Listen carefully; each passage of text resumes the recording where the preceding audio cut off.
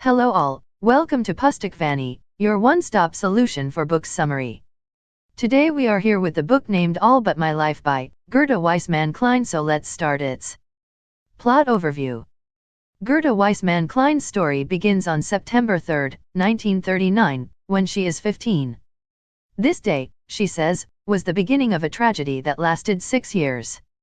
She is living in Belitz, Poland, the town of her birth, and she reacts with horror as she watches her neighbors greet the invading Nazis with joy. The family had been trying to hide the possibility of war from Gerda's father because he was ill and they didn't want to upset him. Once their town is invaded, though, they can no longer keep it a secret from him.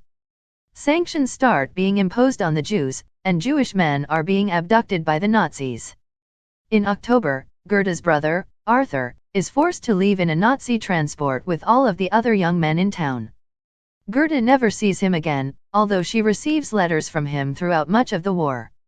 The situation becomes more and more dire for the Jews, as their Aryan neighbors take advantage of the situation as much as they can, buying their possessions for a fraction of their worth and taking over the factories they own. The Weissmanns are forced to switch homes with their laundress, who has been living in their basement, and not long after, they are told they will soon be forced to move into a Jewish ghetto. Gerda travels with her childhood friend Ils to visit a camp for young Jewish men and meets a Blatt, who quickly falls in love with her, although his feelings are not reciprocated. Gerda thinks of Abek as a friend and nothing more. Gerda becomes increasingly aware of how truly horrifying the situation has gotten when she receives a letter from her friend Erica, telling her how her mother, baby brother, and boyfriend were forced to lie naked on the cobblestones of their town and were then trampled to death by Nazis on horseback. In 1942, the family is forced into a Jewish ghetto and ordered to work for the German war effort.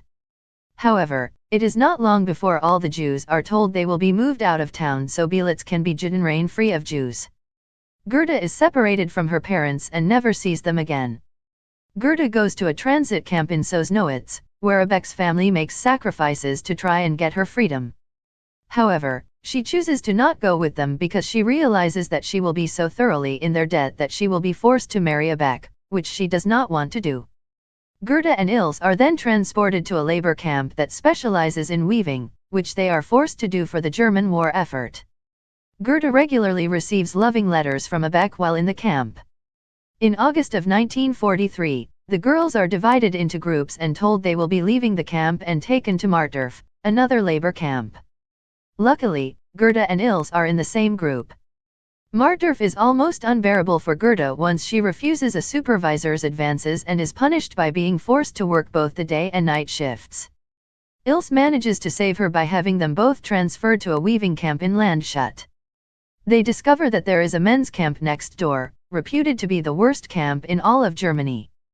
Gerda is shocked and guilt-ridden when she hears that Abek has voluntarily transferred there to be closer to her. On May 6, 1944, the girls find out that they are to be transferred again. Ils and Gerda continue to mourn the loss of their families but still have hope for their own survival. The new camp, Grunberg, is brutal, but still not as bad as Martdorf.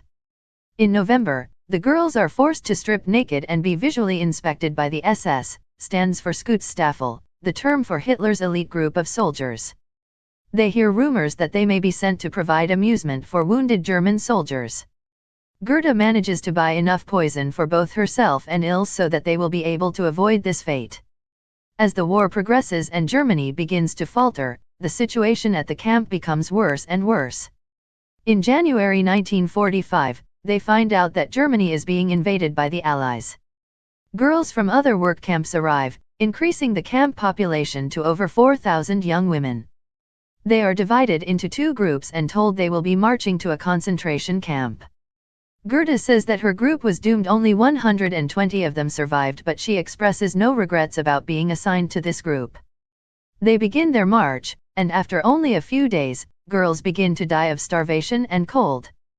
They march for weeks through bombed-out cities of Germany and, in March, finally arrive at another camp, Helmbrechts.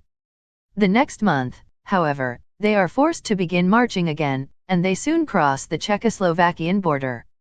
Ils grows weaker and weaker, and Gerda tries in vain to protect her. Ils dies on the march, as do most of the other prisoners. One night, in a town called Volari, they are locked into a factory building and left there by the SS with a bomb outside.